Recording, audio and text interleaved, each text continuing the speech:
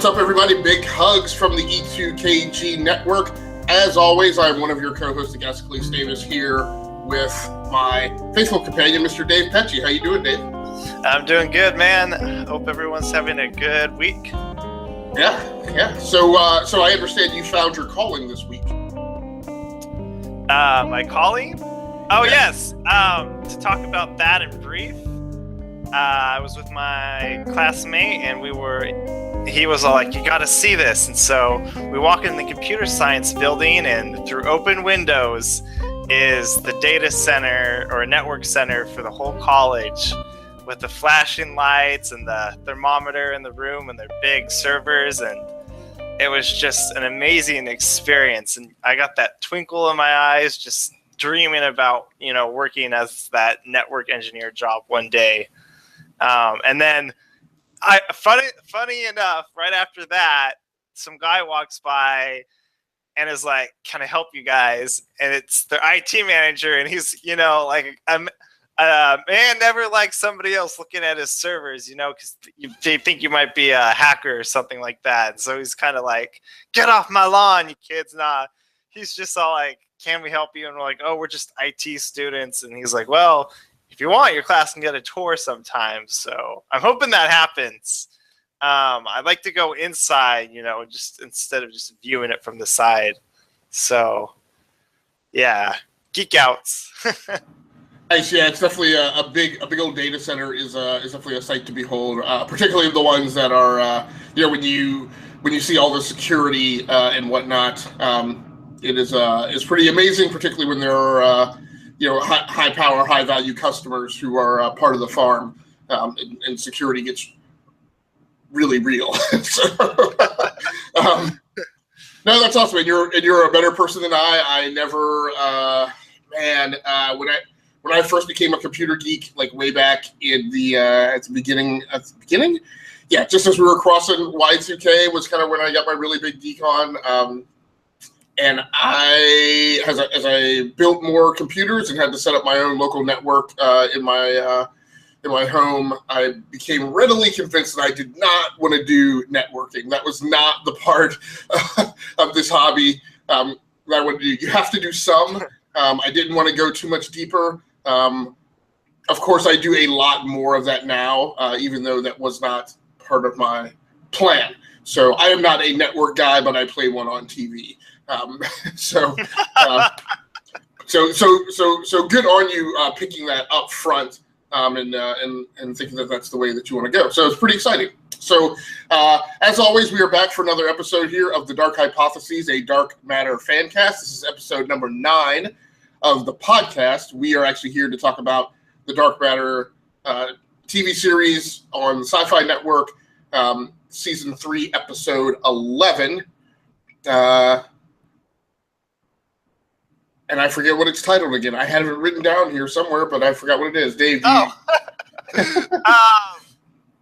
it? Oh, gosh. Hold on. Always with this, I do it. Of course, and again, it is very late at night for me.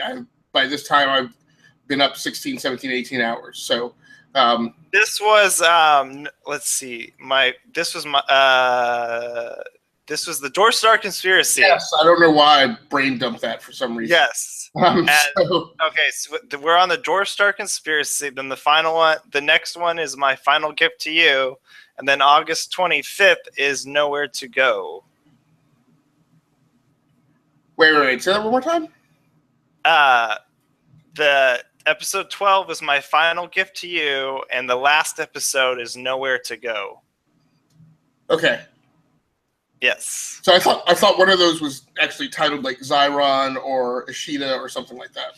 I thought so too. Maybe they changed it because that's what everything I'm looking at is called right now. See, I think you're right. I think at one point episode 13 or episode 12 was called The Fall of Ishida. So okay.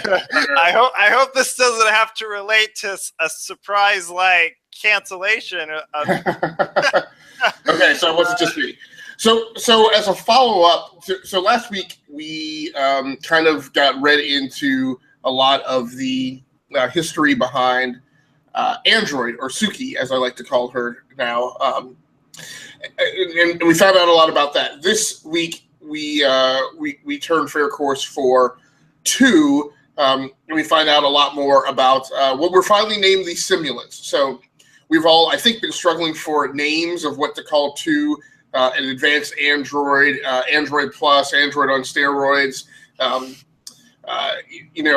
much better looking Commander Data. I don't know. I've fished and flung for what to call 2. So it was nice getting that label and branding. So, Dave, as always, do you want to run us down very quickly, or not too quickly, though? Your general thoughts and impressions on the episode, particularly in comparison to the other episodes of the season, while I get the social media stuff out. All right. I thought this was a good episode. It was nice that there was kind of no storyline interruptions, like to Ryu or anything else. I like that.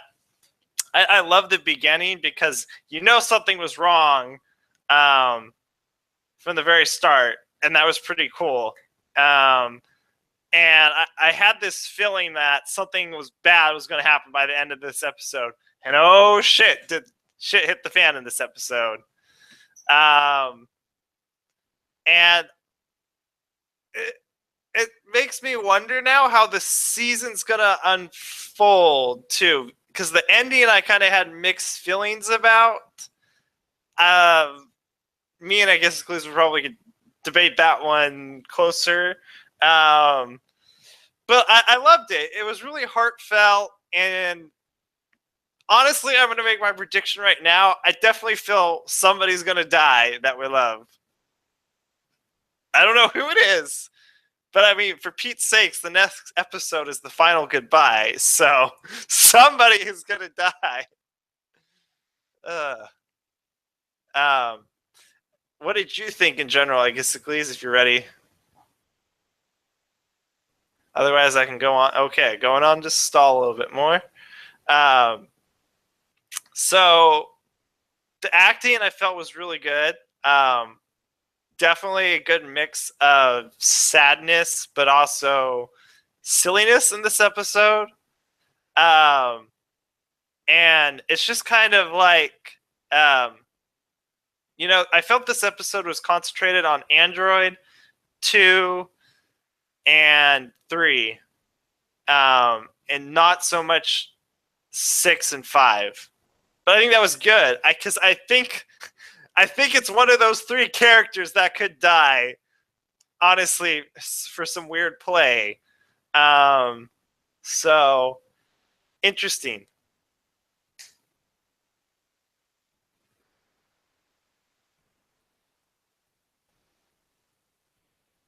Yeah, I am ready to jump in, Dave. I'm just okay. No monitor. I feel bad because I know you're having monitor problems, and in the meantime, in my first world problem space, I'm having problems with my 4K monitor because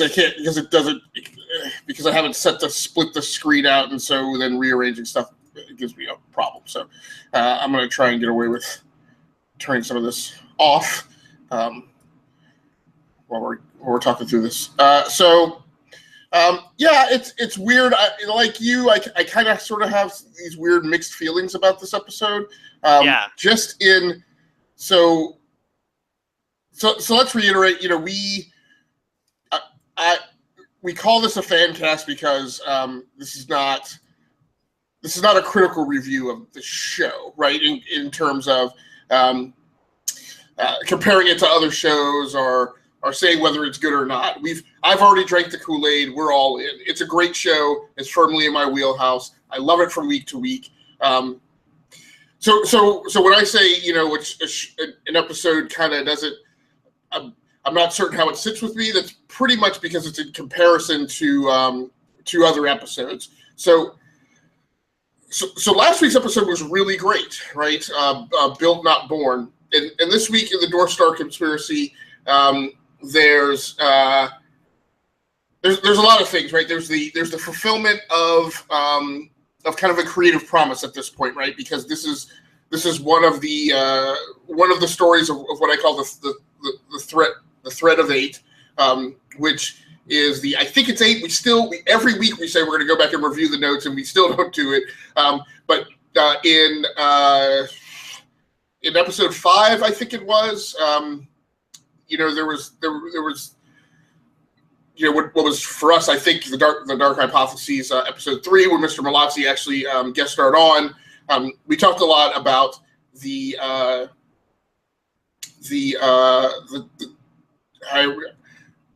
I realized now I could have called it the time travel episode until we had the actual time travel episode. So at any rate, there was the time loop episode, right? So there was an episode where 3 was stuck in a time loop, and then multiple other members of the crew got stuck in a time loop, and eventually Android went into into a time loop of her own, encountered Future 5, and Future 5 recounted. I think it was about 8 episode arcs, stories, events in the Raza's future that would kind of determine a lot of their fate. And the Dwarf Star Conspiracy was one of those. And on that episode, Mr. Malazzi told us that we would see 3 to 5 of those actually unfold this season, so that it wouldn't be one of those nuggets that were dropped and then you just, in a lot of other shows, you never see them fulfilled, or you don't see them fulfilled until some far-flung season way out. So this was one of them, but I didn't like it as much as last episode. And so I kind of struggle with that a little. I'm trying to find my notes for this episode, which for some reason I'm having a really hard time tracking down.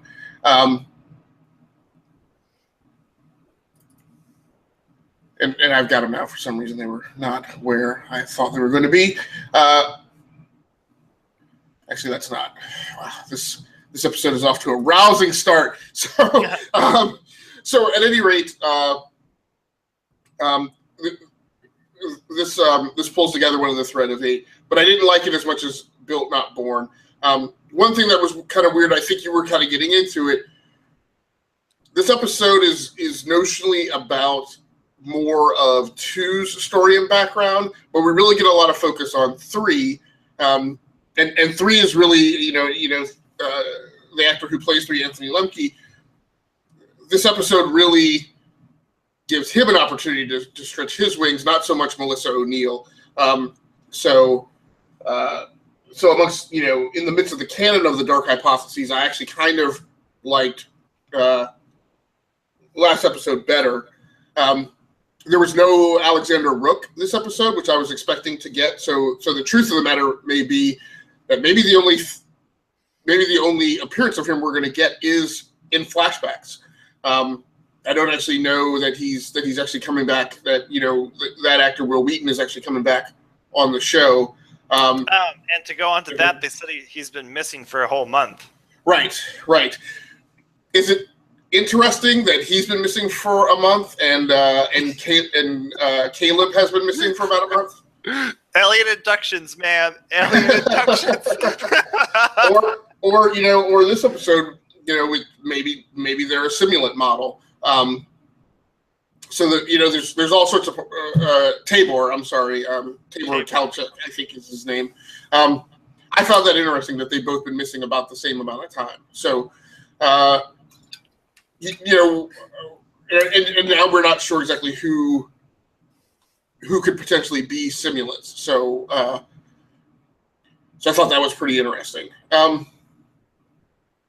So Dave, I'm going to actually ask us to pull ahead a segment, because I do really need to find my show notes in order to be able to run through this. So at the end of the episode, you mentioned that you did watch the promo trailer for next week. So can you give us a rundown on that and start kind of? I know you said you had some spiraling conspiracy theories of what the final 2 remaining episodes hold. So do you want to go ahead and get that kicked off? Yeah.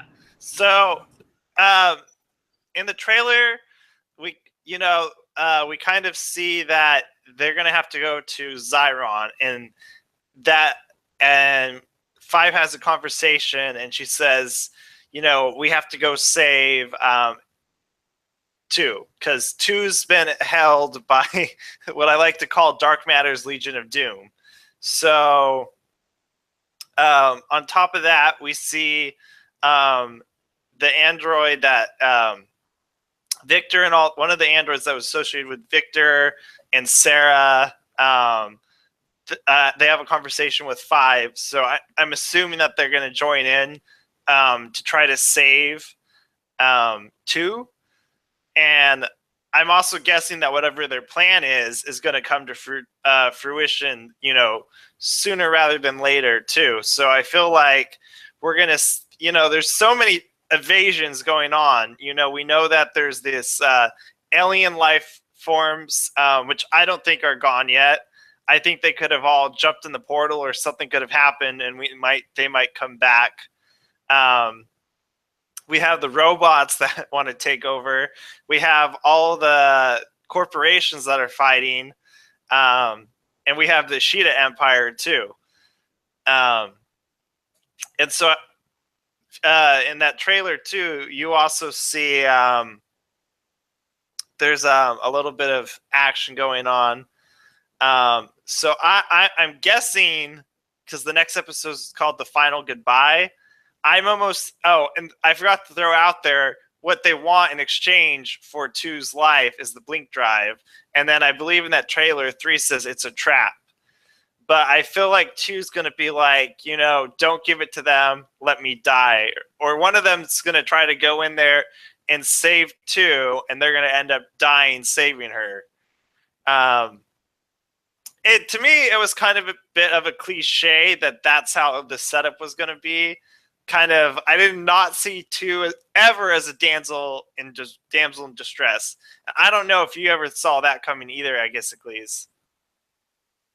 No, it's going to be very interesting to see how it turns out, right? So this show has long set a pattern of female strength and women being the hero. We've had whole episodes where it was decidedly, the female members of the crew, which kind of pulled the whole thing off. Episodes where it was all on 2, Suki, and 5 easily. And I think we just had one a couple episodes ago that it was the 3 of them and Sarah that kind of pulled the whole thing together. So I don't know, trailers are trailers. I don't know that really means that, 2 will have to be rescued by anyone. It's just going to be interesting to see, how that turns out. It's very interesting that there are now these multiple factions of robot/artificial life forms. You have the androids, you have the simulants, you have the aliens coming from the other dimension. You have, there are androids, and then there are the advanced androids, right?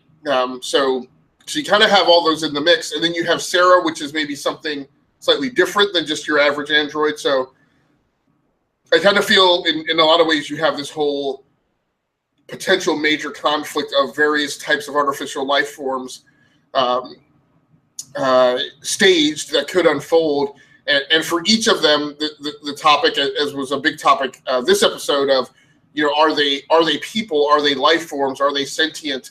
Do they have rights? Was kind of a big deal.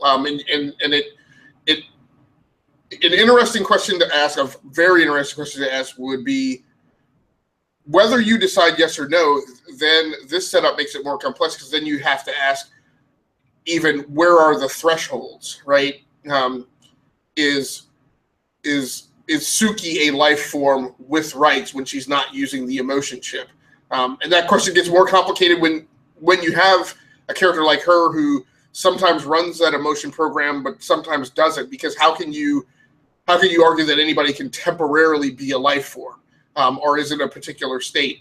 And you can see that definitely cut across, cases that go into our legal system today, right? Is a person accountable for a crime that they commit when they are in a traumatized state, right? Immediately following witnessing something incredibly stressful is something that definitely passes through our court system all the time. So yeah, it'll be. I'm interested. I don't, kind of like you. I don't know what we're getting in those last 2 episodes. It could go.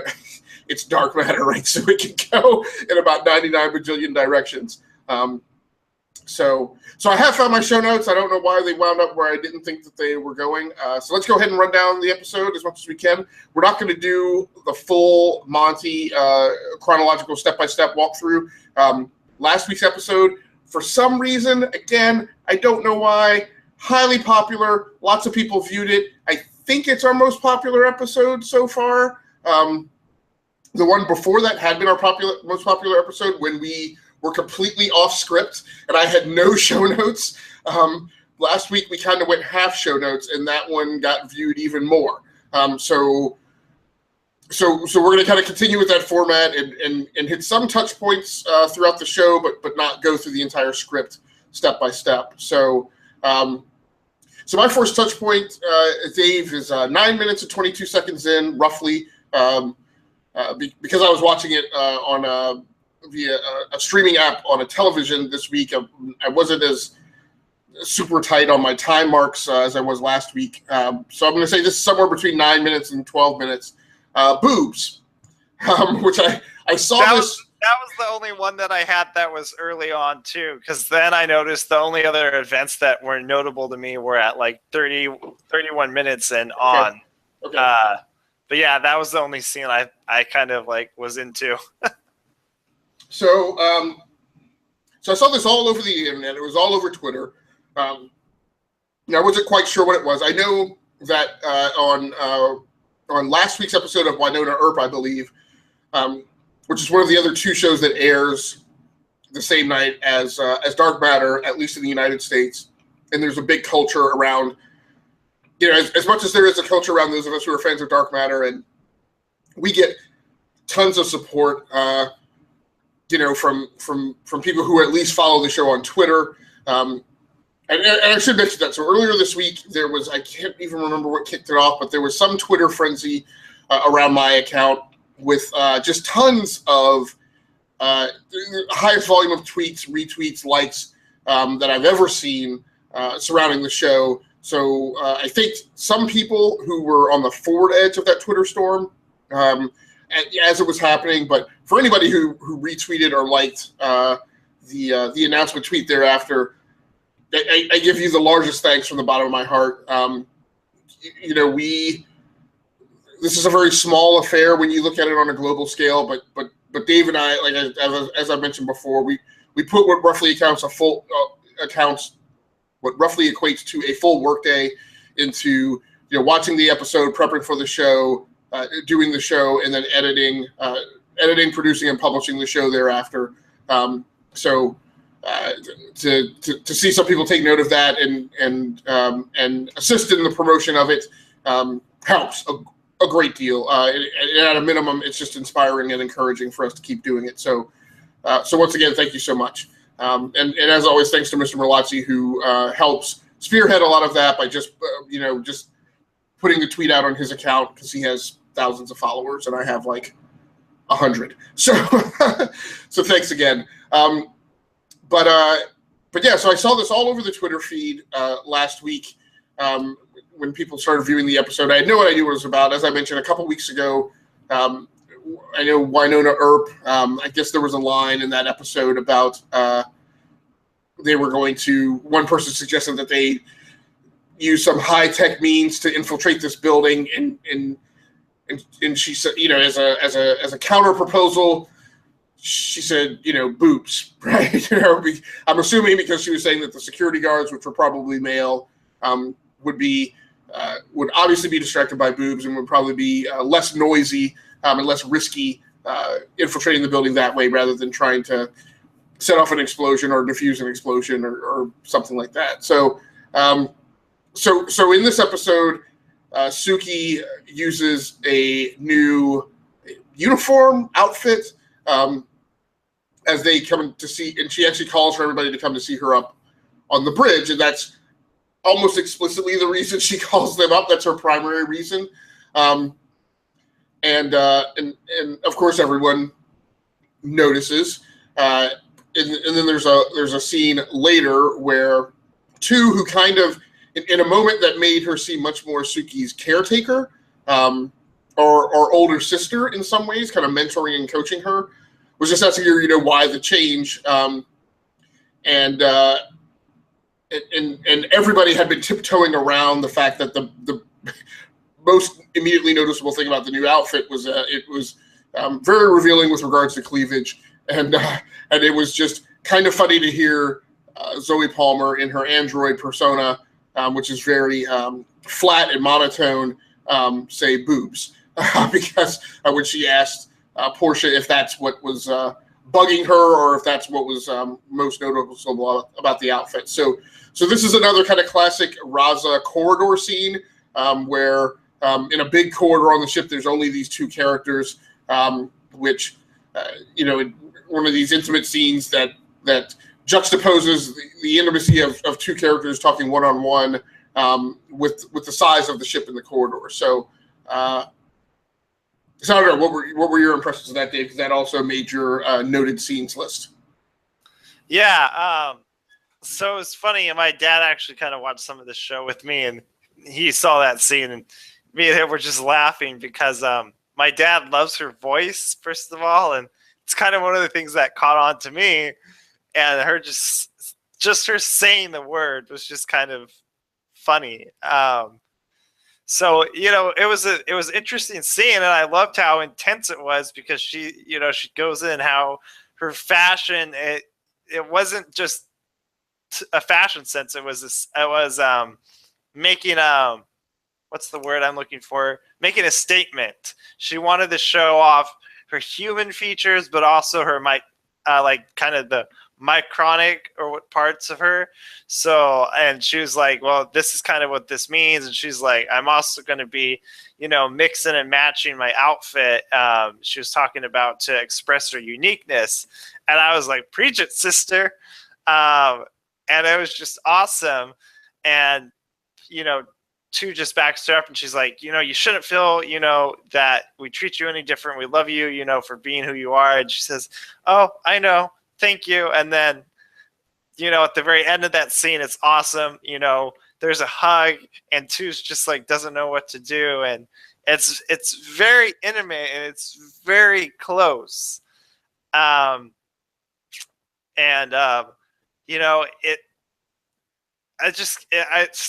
It would be hard to see something happen to one of those two now, because like you said, there's this sisterhood going on, or maybe more. So right. And yeah, and so a lot of the scene, a lot of the dialogue in that scene from Zoe Palmer is a lot about the thing that has affected the android is just this epiphany that she's had, that she can choose, right? That there are many things in life that she can explore because she recognizes that she is an individual entity. I think so. A lot of this apparently comes to her through the intimate scene last episode with Six, where he said, don't think of yourself as a less optimal being. Think of yourself as someone with some unique variances, right, in comparison to Dr. Irina Shaw. And she's apparently exploring that. And like as you mentioned, it was kind of a touching episode. Somewhere in this time block as well, somewhere around 9 to 13 minutes, we also get, I think it was actually prior to this scene with Tu, we also get a scene between Zoe Palmer and Anthony Lemke. And every time I think of the two of them having a scene together, I go back to the time loop episode where he's trying to learn French to prove to everyone that he's actually stuck in a time loop. And there's the great scene of them on the mess decks with him in a little chapeau with a ukulele playing some French. I don't know if it's a folk song or a rock song or what, but he and Zoe Palmer singing in French is officially my favorite and most amazing scene of this season. But the two of them have another one of these intimate scenes in his quarters where she indicates that using her sensors, she's able to detect in him a change in his emotional state, elevated pulse, heartbeat, blood pressure, but something that is distinctive from anger, a change in the composition of his sweat. And of course, what's been going on in the opening sequences of the show is 3 has been having nightmares that he believes are associated with heading down to Nova 17, which through a flashback scene last episode, that was around Victor doing, I guess, kind of like an android mind meld with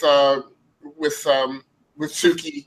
Was able to access her latent memories that she thought had been wiped, and revealed a scene where Portia Lynn had come in and indicated that they had tracked down a Dwarf Star facility on Nova 17. So since then, since they departed the planet where they had found Dr. Irina Shaw, the creator of 2, they have been heading for Nova 17 to take down this Dwarf Star facility. But 3 is having nightmares and is very uneasy about it. That is kind of surfacing and manifesting itself in his interactions with the crew. And Android has a scene with where she's calling him on it. One thing that was, and it wasn't a bad scene. It was just the emotional impact that it had on me. 3 plays it very machismo, right? I'm not scared. There's plenty of times that I don't agree with the mission that we go on. I just think it's not worth our time. So I felt like he played it, as far as my affinity with the character, I felt like he played it too machismo, and I just wanted him to flip more into an I believe mode, right, with all the things that he was doubting. I guess to define that a little better, there were lots of things that he was fearful of that were unnatural, right? Voices in his head, seeing what we eventually find out as a gateway, or I still call it as a portal, because anytime in sci-fi, portals are always bad, right? Stranger Things. Yes. So I guess what bugged me about him as a character in this moment is, at this point, I'm like, dude, you've seen enough things that, yes, dark matter kind of explains them as science, but they're still like really weird, funky science. They're as close to being supernatural as you can get, and still edge into like mildly explainable science. And so I kind of feel like I want him to make this transition to being more ready to believe things like that when they're presented, and to stop thinking of them as impossibilities. I don't know what to like him to. I think part of me is I want to see him kind of become more akin to like a character that I can't remember what the crew was in Blade. I think they were called the Death Dealers. But there are other characters which are kind of rough and tumble and cowboyish, but operate in these kind of supernatural, surreal settings, and I kind of and believe, and they get it. Hellboy is another one that comes to mind, so I'm getting a lot of Ron Perlman through this, but I'm kind of feeling like I want him to transition and move to that character where if he were with somebody like Adrian, right, and Adrian would be doubtful of, portals don't exist, aliens, other dimensions and things don't exist, that 3 would be the one who would be like, yeah, we've been to that dimension before, it's not that big a deal, right? Like I kind of want to see him be less doubtful now that he's had so many opportunities to see these things. I don't know. Did you have any thoughts on that scene or that exchange? No, it didn't. That scene didn't really speak to me. I mean, it was interesting, but that's about it. Okay, so now somewhere between block minutes 13 and 17, the crew arrives on Nova 17, discovers the simulant, and more importantly, discovers the vault of simulants. Now, do you watch Game of Thrones? No. Okay, so too sexual for my taste. Okay, so I have seen the first 2 seasons. I eventually plan on, struggling my way through. But I did recently listen to a podcast about the current season, and so one of the things that's been introduced into that mythology is this notion of, I think they're called the Golden Army. But the point is that they are this army who is often that the struggle for the throne of Westeros and the 7 kingdoms or whatever it is a thing that keeps getting repeated through time. And in each instance, the tide of war can be swung by whoever is able to enlist this army that I think is called the Golden Army. And that army has its own history in that mythology where at one point they were actually the army of their own kingdom. But there was some things diverged and their throne went in many, many different directions, and they eventually became mercenaries. But they're like the best mercenaries, and every time there's this contention for the main throne, when these guys weigh in and whoever they align with is typically the ones who win the war. So when they open the vault and they see all of the simulants in the vault, I immediately kind of connected to seeing that Game of Thrones mechanic and wondering if that's what was going on in Dark Matter, right? That there's this war of the corporations that's going on. Ashita, which is not a corporation, is kind of amassing a faction of its own. So they have themselves.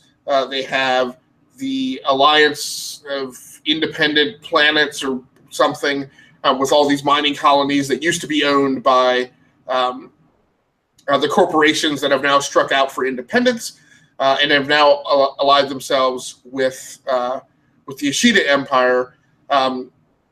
You also, in my mind, have the androids, the emotion chip androids, which I think are going to wind up allying with the Ashita Empire. So there's the potential for whoever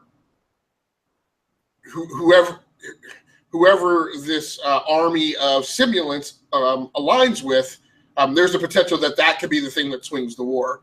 Now, so when the vault door is pulled back and you see like the rows and rows and rows and columns of simulants, what were your thoughts and feelings, or what was your takeaway from that plot point? Oh, I definitely thought that they were going to be trouble. I was definitely thinking the lines of that. Rook wanted to have like a robot army take over. And I feel like Rook probably would not have meant for his robots to be taken over by aliens. Like, there's still some things that I feel like they're gonna come back to this later, because we still don't know why they were experimenting on humans, with the aliens, and we don't know why exactly 3 was taken there. So I don't know exactly what the Dwarf Star Conspiracy is. I wish it was made more clear, or maybe it wasn't made to be as clear. But as far as I'm concerned, the conspiracy, as we know, was that they're amassing these super robots that are going to be. That's just it. That they're these super robots. I don't know if the plan was that they were going to be taken over by aliens or not. And if that's true, does that mean Rook is also an alien himself? Like, I don't know.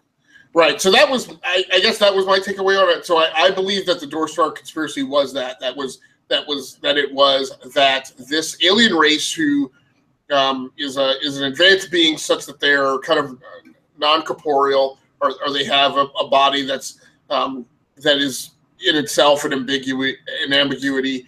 Although we'll talk a little bit later about some of the last scenes with 2, where they're a little less than like the balls of light kind of beings, or the glowing beings that we would sometimes see on Star Trek, with some limitations and constraints.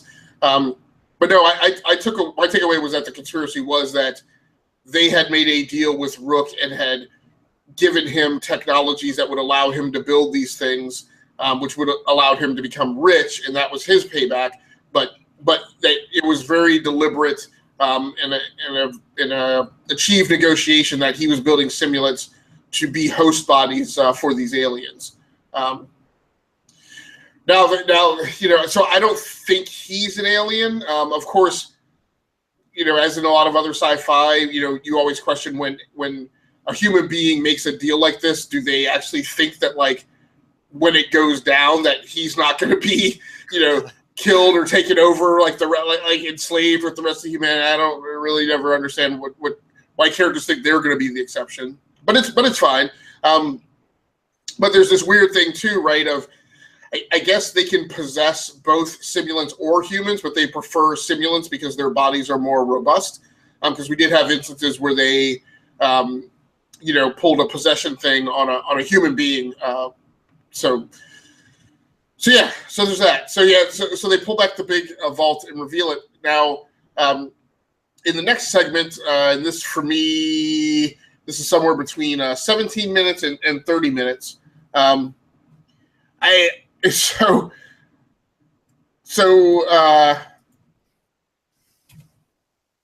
2 makes the first time that I've heard a character on the show make a reference to the instance of 5 that Android encounters when she is in the time loop as Future 5. I also, and maybe I'm stroking my own ego, I'm fairly certain that the episode that we had Mr. Biloxi on, I'm pretty sure I used the term Future 5 when we were talking about those scenes. Now, I'm sure other people arrived at that term. I'm sure other podcasts use that term. But I'm almost relatively certain that I used it, and he was here. So even if other podcasts had used it, I'm gonna hold on to the belief that the first time he heard that term was when I used it on this podcast. So if the use of that in the script was inspired by that episode of our podcast and us coining that phrase for the first time that Mr. Malazzi ever heard it, then big thanks for maybe giving us a bit of an homage in the show. I'm going to hold on to that belief. But it was. Like I said, I probably shouldn't believe that, but believing it was absolutely awesome when I heard Melissa O'Neill say Future 5. I was like, oh, that's our word, that's our term. So in this segment, again, I can't remember actually who she's talking to, but I guess she's talking to 3 and 6. She mentions that Future 5 told the android about this event in their futures referred to as the Dwarf Star Conspiracy, which they are now living. In the segment 6, pleas for the lives of the simulants, as the BK Corporation shows up and firmly establishes that their perspective is that the simulants are not human beings, and actually is the one that coins that term, right? Calls them out as simulants, which I thought, like I said, it's comforting for me when there are labels for things in fiction. So I'm definitely a person who kind of Jerry Seinfeld's everything, and the big thing for that show was applying labels. Not to say that their application of labels across all things and people was right, but it's a thing. So also, there's a lot of trepidation, a lot of tenseness that was created for me when in 6's pleas for the lives of the simulants and to treat them as beings of free will, there was significant risk that he would blow 2's cover, right? That the Mikkei Corporation platoon that landed may have had some means of detecting simulants with some types of sensors. Yeah, go ahead. I'm just so confused because there's so many questions that arose. Why would these people willingly, allow aliens to take over their simulated bodies? And also, I thought they only submit to Alexander Rook, as that's what the Mikkei guy had said. So it's just kind of, it's just all kind of weird. They must have some sort of, like you were saying, a mind of their own. Yeah, I see what you're saying. You're saying you're not sure where the line of the notion of them having some level of programming, right? Because the Mikkei officer does say that they would obviously be programmed to be loyal to Rook, but oh man, so we would probably have to go back and watch episode 10, right? But because I guess what I can't recall off the at the tip of my fingers right now is whether or not Rebecca, who was the persona of who was Tu's persona before Porcelain, whether or not I think Dr. Irina Shaw did something to her to have her exceed her programming. I think she injected the final element of true free will into her, and that Tu is therefore as well a step beyond a normal simulant. So we therefore would have the situation where Suki is a step beyond a normal factory default android, and Tu is a step beyond the rest of the simulants. So I think they do have some level of programming, the simulants. I think they do have some level of programming, and I do think that they have some pattern or routine that's programmed into them that makes them susceptible to being possessed. Now, that all being said, I don't really know that they have much choice. It looks like when those aliens show up, they just kind of jump inside your body, and you really don't have a lot of options about it. But I definitely see, I guess what you'd be saying is if a simulant knew that was part of the plan, then why would they hang around, right? When Lieutenant Sajin, who is a simulant, breaks the 3 other simulants out of their stasis cubes, right? If you knew that the plan was for you to be possessed and you were a being of free will, why would you in the world would you stick around to let that happen? And yeah, the leap of reasoning that I made was that's somehow in their programming, and basically without a Dr. Irina Shaw kind of level intervention, they don't really have the means to surmount that of their own free will, although I would expect that anomalies could happen. So at minute 30, and I think this is where you kind of had some scene touch points. They make the realization when they crack the mainframe, because that's what Five and Suki have been working on, that they realize that these simulants are of all different ages and sizes. They are not simply combat variant simulants who would all be between the ages of 20 and 30. That they range the gamut from children all the way up to the elderly. Yeah. And the realization is made that the plan for these simulants is for them to actually infiltrate human society and take on roles. So this plot point is kind of akin to things that we've seen in other sci-fi.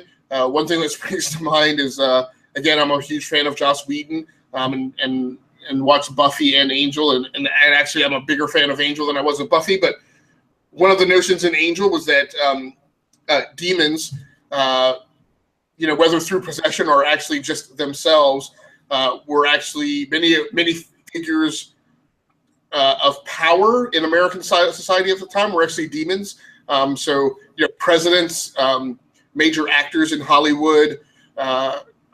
So this notion was there. I want to say there was another movie that firmly was, the concept of androids infiltrating society and many of them rising to power and being part of a global conspiracy. I can't remember what it was. It may have been the Christian Bale movie Equilibrium. I think it might have been oriented around that. But something comes to mind. But one of the things is when they're sifting through the photos, I swore I didn't have time to pause it because we were running tight, and actually I was already running to be late for the show to get it kicked off. But I swore I saw Commander Neiman of Traugott, I can't remember if Neiman is Traugott or Ferris Core. He may be Ferris Core. I thought I saw Commander Neiman in the photo stack that they were kind of flipping through. Did you see that?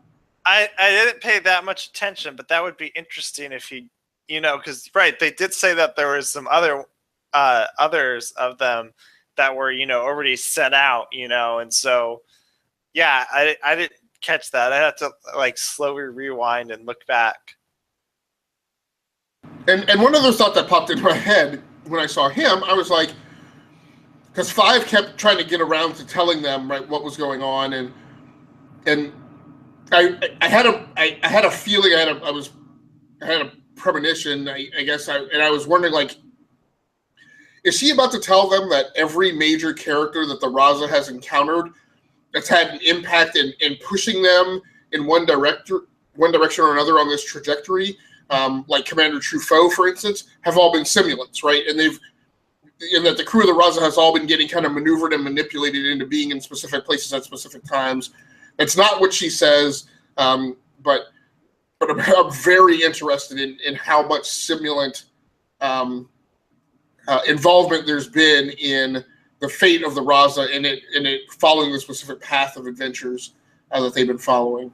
So, yeah, it'd be interesting to see, who actually turns up to be a simulant and who isn't. Right, because it could be no one does, and it could be that lots of them are. So I thought it was interesting because, and again, there are lots of corporations. I think they just actually dropped the name of like a new corporation last episode that we hadn't heard of, but the big three have been Ferris, Mike, and Traugot. I want to say, so is it Commander Truffaut? So when they said it was the Mike Corporation, I half expected. True. Yeah, right. That's part of Truffaut.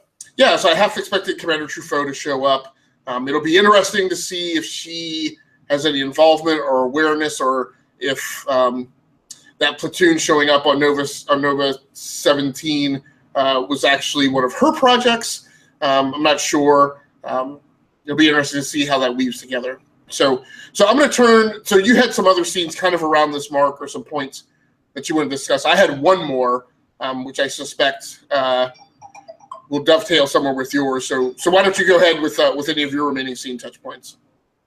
Okay.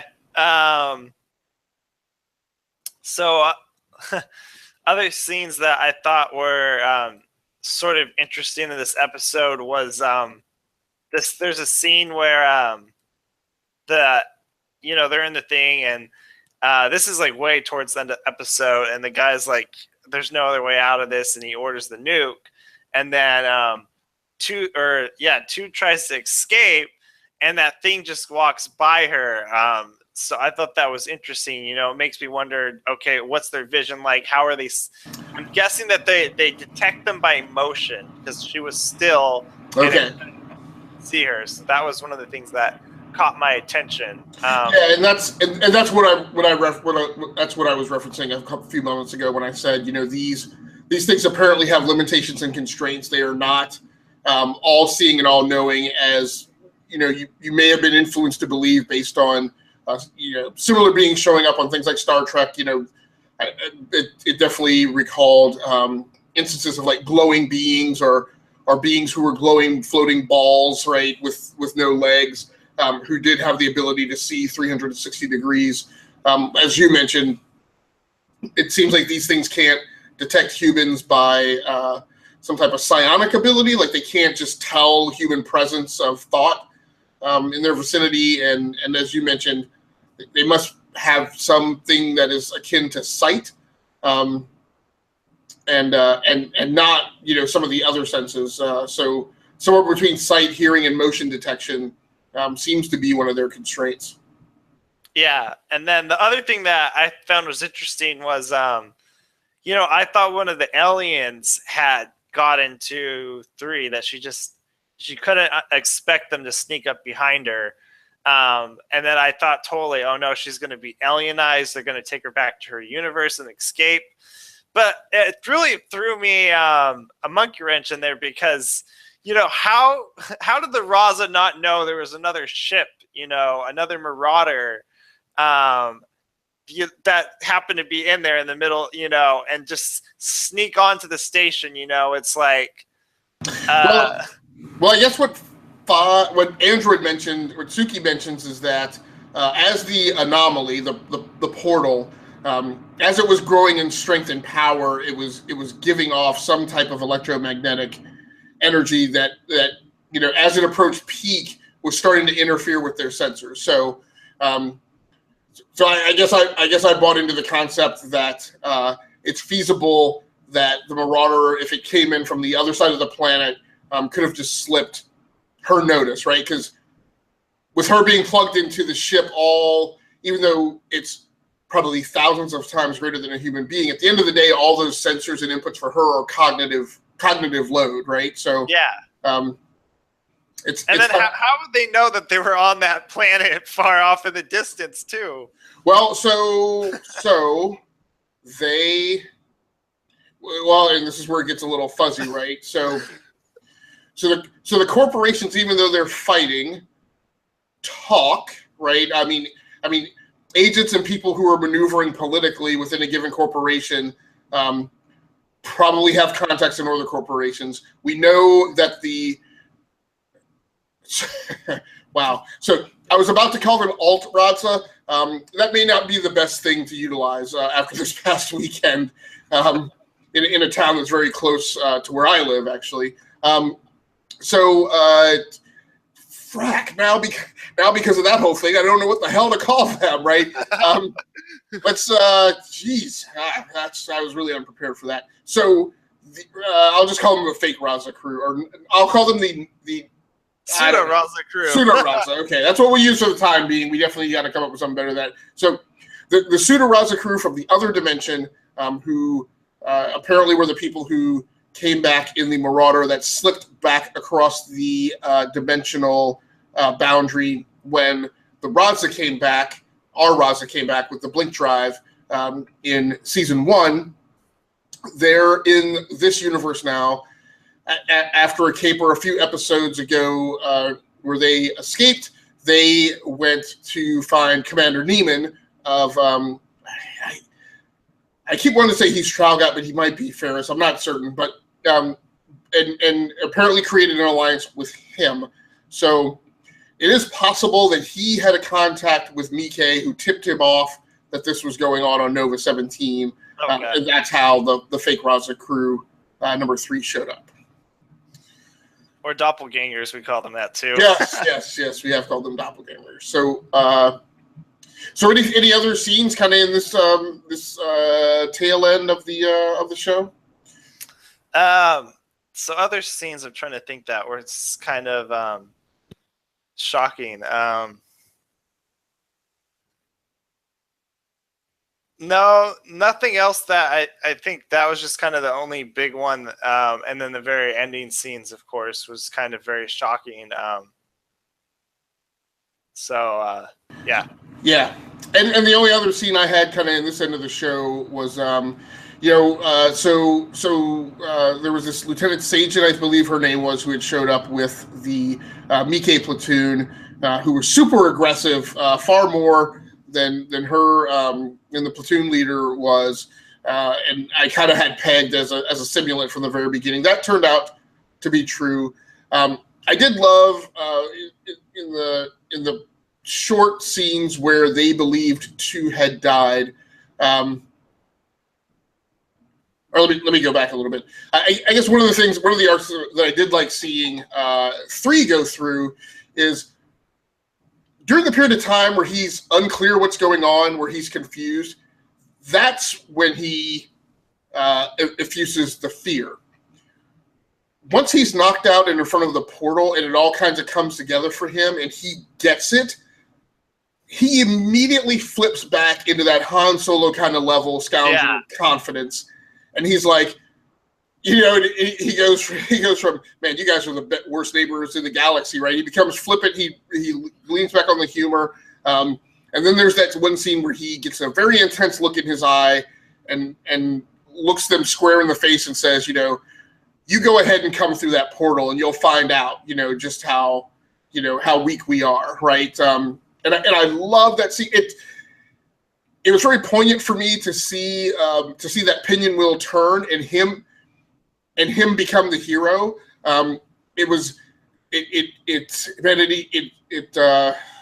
It channeled like, I felt like it channeled like Duke Nukem. It brought me thoughts of like Ash from the Evil Dead series. These characters who are just really some of the biggest butt wipes of society, right? But but when they're called upon to be the ones who intervene, they rise to that occasion, and you kind of see the spirit of the hero that really makes up the fabric of their character. One note I wrote down here is he's really the hero cowboy. He's got a lot of swagger and puts a lot of stuff up front, but behind that is a character that is very staunch and willing to stand up. So I loved. So and then after that, they split up. 2 goes one direction, 3 and 6 go the other. And I loved the one-liner he had where I think 2 says, you guys get to the Marauder, we're gonna head for the Mike shuttle and try and get it off the planet, and 3 says we'll bring the risk, we'll bring the whiskey, right? So after almost a whole episode of him being in morbid fear of what was going on and sometimes questioning his own sanity, to again see him snap back to being the member of the crew that actually perhaps believes in their capabilities the most. It was like I said, it was nice to see that wheel turn in the final moments of the episode. So thanks very much again. As we were trying to get through the last 10 minutes of the show, Mr. Malazzi kicked off another Twitter storm for us, and he retweeted us, and there were dozens of tweets thereafter. So again, we appreciate it so much, whether you actually tuned in to the live show or not, or maybe you'll watch this in syndication in the archive version on our YouTube channel, the E2KG network. So please check out our other shows. We do Enough to Keep Going on Monday nights, although there's discussion of whether or not our schedule is going to change. So definitely keep an eye and an ear out to see whether or not the programming schedule of the network is going to change. But as of right now, we do Enough to Keep Going, which is our deep discussion podcast on games, the gaming industry, and the gaming culture. We do that on Monday nights. And then on Thursday nights, we do E2KG N30, which is our short format news show where we try and get through 6 to 9 of the biggest stories, biggest or more or most interesting to us news stories in the gaming industry from the preceding week, and try and run them all down for your listening pleasure and awareness in 30 minutes or less. So please join us for that. Please also keep an eye and an ear out for future shows that may be kicking off. We are going to be kicking off a Defender show. We're currently trying to figure out what we're going to call that. And we are looking for other cast members for that show. At least having one other would be great. And then we're also going to be kicking off a finance and industry, business focused gaming show. That one may only run quarterly after some point in the month where we've kind of had an opportunity to see lots of the quarterly results from the gaming companies, the publishers, and the console manufacturers, as well as participants in the PC gaming industry. We're going to be kicking that off probably next month. I think we've been talking about October. Once the next bow wave of financial reports come out. So always growing. We're definitely on a trajectory to get bigger and be able to bring you more varied content. So thanks again for joining in so much. We really appreciate it. On behalf of myself, Agasicles from Gearworks.com, the YouTube channel Rounding Off Infinity, and representing the E2KG podcast network, and for Mr. Dave Pecci, that's going to do it for us tonight. Thanks so much. We are out of here.